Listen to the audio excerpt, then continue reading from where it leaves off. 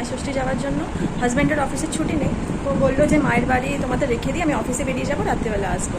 চলুন যাওয়া যাক। তো মায়ের বাড়ি চলে গিয়েছিলাম, গিয়ে দেখি যে মা পুজো করছে।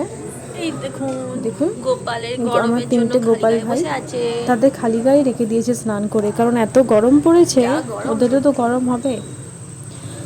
তো মায়ের পুজো হয়ে যাওয়ার পরে মা থালা ভর্তি মিষ্টি আর ফল সাজিয়ে দিয়ে দিয়েছিল। তো হাজব্যান্ড তো অফিসে বেরিয়ে যাবে, তো তাই মা বললো একটু ফল মিষ্টিটা অন্তত এখন খেয়ে যাও, রাত্রে এসে তাহলে খাওয়া দাওয়া করবে। নাও নাও জামাই শুরু করে দাও খাওয়া। তো আমার হাজব্যান্ড খুব একটা মানে যেতে চায় না, বলছে অনেক বছর হয়ে গেছে বিয়ে, কিন্তু মা বলে যেহেতু একটা জামাই তো না এলে কেমন লাগে, বলছে পুরনো হয়ে গেছে আর কি জামাই ষষ্ঠী যাবো। তো তারপরে হাজব্যান্ড জামাই অফিসে চলে বেরিয়ে এসেছে গেছিলো। অফিস থেকে জামাই ষষ্ঠী এই যে খেতে। রাত্রিবেলা আসার পরে ও না খুব একটা হাবি জাবি খাবার পছন্দ করে করে সব না, ও পদ তো মাকে বলেই দিয়েছিল শাশুড়ি মা এনে সিম্পল, মানে দিচ্ছেন মা জামাইকে। বলছিল মাটন করবে, তো সিম্পল মাটন করতে, কিন্তু মা বললো শুধু একটা তরকারি দিয়ে তো ভাত দেওয়া যায় না।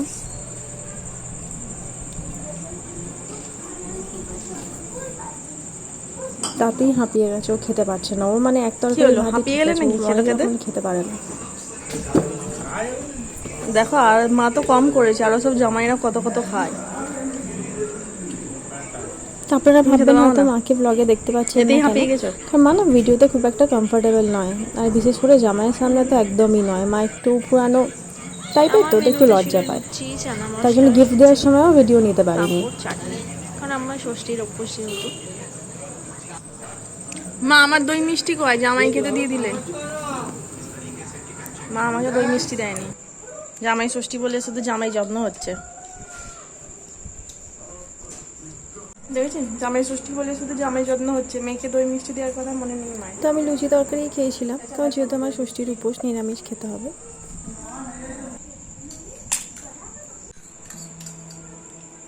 চলো হয়ে গেছে আমাদের খাওয়া দাওয়া, এবার ফিনিশ, আমরা বেরিয়ে পড়ছি।